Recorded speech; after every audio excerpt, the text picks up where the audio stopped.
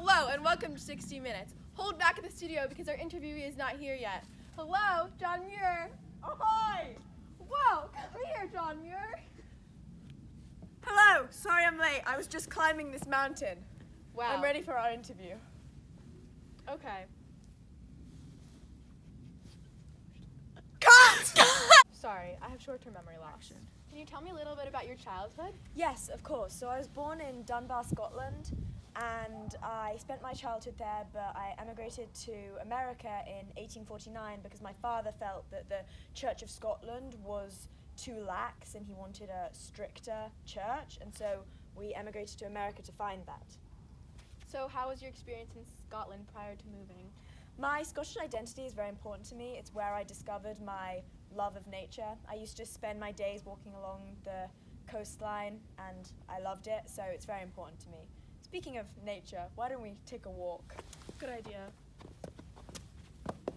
Ah, here we are with one of my favorite plants, the shrub. How interesting.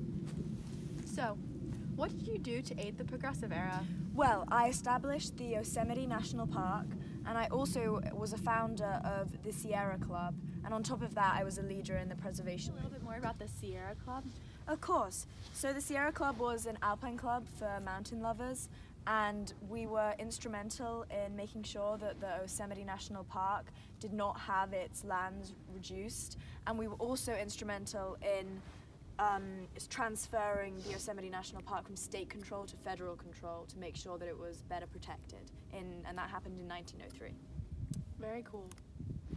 So I heard you have some beef with Pinochet. Can you tell me a little bit more about that? Yes, well, me and Pinochet were pretty good friends until one day he said that he believed that sheep grazing should be allowed on the reserves, which is absolutely terrible for the environment. And so since that day that he announced it to the Seattle newspaper, we have not spoken.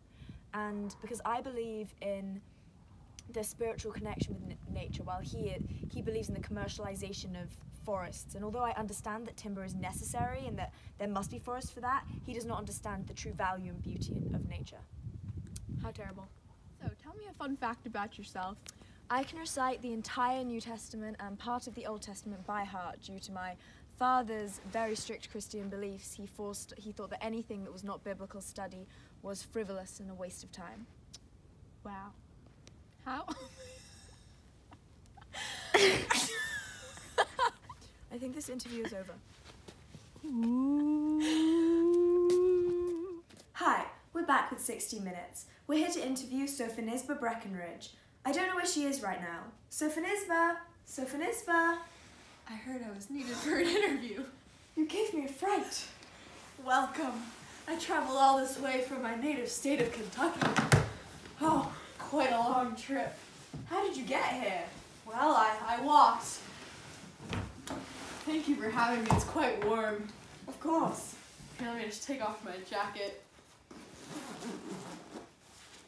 You can cut this. We're back to begin our interview.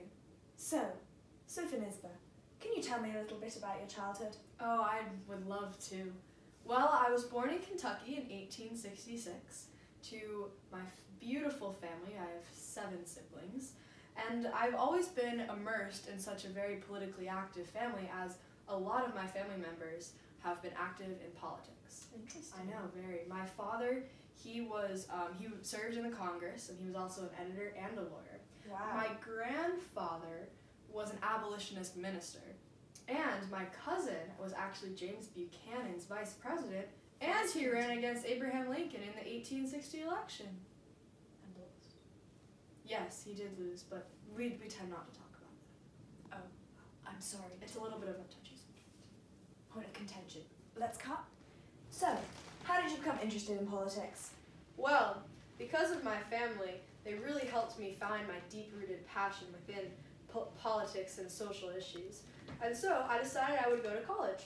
So at first I went to Wesley College, and then after getting my bachelor's degree, I decided to go to the University of Chicago, where I studied political science and economics. That's nice. Thank you. So, what did you do to aid the Progressive Era? Well, after I graduated from the University of Chicago, I became a social scientist conducting research there. I focused mainly on public policy and social reforms with an emphasis on African Americans, child laborers, immigrants, and working women. I became very involved with the Women's Trade Union League, and I joined the Whole House Project and worked with several leaders of the Chicago Settlement House movement on issues such as vocational training, housing, and juvenile delinquency. After a while, I had become a professor of social economy, and I finally was able to convince my male colleagues to award me a 10-year for all of my hard work at the University of Chicago. That was a lot of emphasis, thank you. You're welcome. So, what are some of your most notable achievements? Well, since you've asked, I was the first woman to be admitted to the Kentucky Bar. I was also the first woman to graduate from the University of Chicago Law School. And I also wrote several books specifically on women, child laborers, and African Americans, as well as immigrants. Some of my most famous titles were The Delinquent Child in the Home, The Modern Households, and New Homes for the Old. I also was admitted. I also was the first U.S. representative. Now that we have resituated and are in better positions where no incidents can occur, please continue. As I was saying, my by far most notable achievement was that I was the first woman U.S. representative to represent a high-level international conference. In 1933, I attended the Montevideo Conference. That was a conference between countries in North and South America. It was a really fun time. So, could you tell me a fun fact about yourself? Yes, I'm a great runner. Woo! Welcome back. My name is Etalk, and I'm here to interview Anna Adams-Gordon. Anna! Oh, Anna! Hello. Oh, Anna! You little bit surprised me there. Well, would you care for an interview? Yes. This interview in my wagon. Good idea. Ah, what a nice wagon you got there. Look at the horse. Wow, I know. I love it. After you. Oh, wait. Hold on, little wagon complications. There we go. After Hop you. in. Okay. Why don't you tell me about your childhood?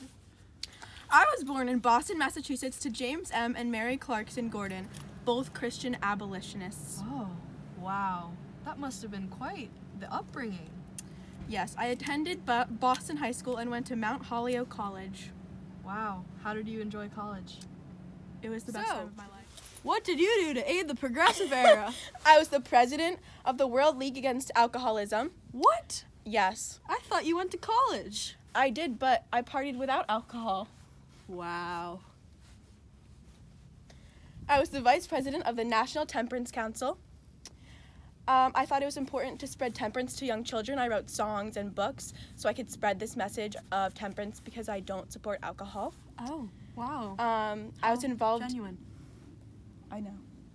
I was involved in the International Sunday School Association, and I was vice chairman of Commission of 19 on the National Constitutional Prohibition Amendment, which was one of my main accomplishments. Wow. That's pretty incredible. How did you become interested in prohibition? I worked as a secretary under Frances Willard for the Women's Christian Temperance Movement in 1891, and then I became the national president and the global president. And while working for this, the 18th Amendment was adopted. Wow, congratulations. That's pretty awesome. Hey, we're up here! Back to the interview. So, Anna, tell me about your most notable achievements. Well, after the 18th Amendment was adopted, I focused on Americanization of immigrants, child welfare. That's so cool! And I also focused on the condition of women in the industry. I think I reached out to a lot of people about prohibition, and I'm really happy about it. That is awesome! Welcome back. For our final question, would you mind telling the viewers a fun fact about yourself? Just before I met Frances Willard, my brother passed away. Anna, I asked for a fun fact.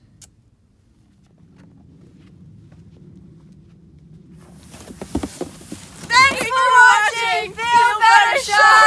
sorry. We should get 100 because look at these efforts we went to. Yeah! Well, this better not be shown to the class, Shark. It's just for you. Turn it off.